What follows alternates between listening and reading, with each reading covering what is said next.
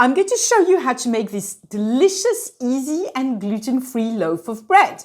So for this recipe, you need 450 milliliters of water, 7 grams of dried yeast, 250 grams of rice flour, 115 grams of sorghum flour, 55 grams of arrowroot, 55 grams of potato starch, 10 grams of psyllium husk powder, as usual, very important, don't miss this out, and 5 grams of salt.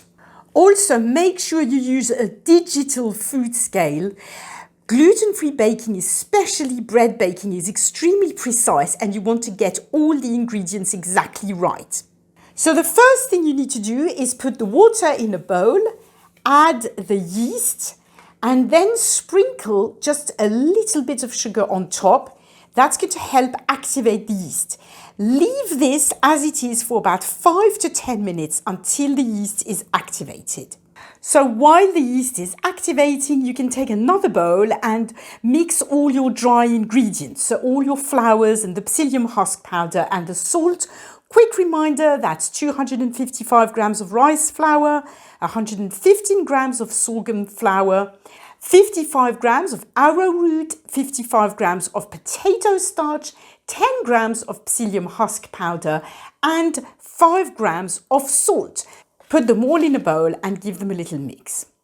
So as you can see, after about 5 to 10 minutes, you have a few little bubbles starting to appear in the water. That means the yeast is activated.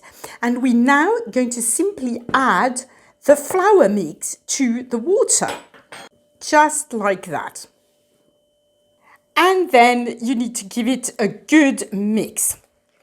So there you go. You don't need to knead gluten-free bread dough, but you do need to make sure that all the ingredients are really combined together. So once they look like that, we're going to be able to put this dough in a cake tin. I used a rectangular 25 centimeter long cake tin. Make sure you line it with non-stick baking paper. So simply put your bread dough in the cake tin and just make sure it's all nice and evenly distributed in your cake tin. And then we're going to let the dough rise for about 1 to 2 hours. I simply pop it in my cold oven with a bowl of boiling hot water. That way it creates a nice humid environment and it rises beautifully. So this is what it looks like after rising for about an hour. It's really risen beautifully. I've taken it out of the oven. I'm preheating the oven at 200 degrees and then I'm going to bake it for about 40 minutes at 200 degrees centigrade. So after the bread's been baking for about 30 minutes, I take it out of the oven, I take it out of the cake tin and I pop it back into the oven for 10-15 minutes, just so it gets really crispy all over. And that's it. That's what it looks like after I left it about 45 minutes in the oven. I'm going to let it cool down and cut a nice slice of bread to show you what it looks like on the inside. And there you go. This is what it looks like on the inside. Look at this. Now I can't resist trying it out with a little bit of strawberry jam, right? Okay, let's go. It's delicious. I love my bread a little bit crispy on the outside and nice and moist on the inside. It's lovely. I'm having it with strawberry jam. I'm pretty sure it would work really well with cheese, to make sandwiches. Really lovely.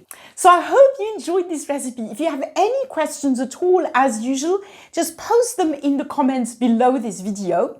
All the ingredients to make this bread are in the description of this video. If you have a special request for a particular easy and gluten-free recipe, also just pop it in a comment below this video. It will be a pleasure for me to create a video for you.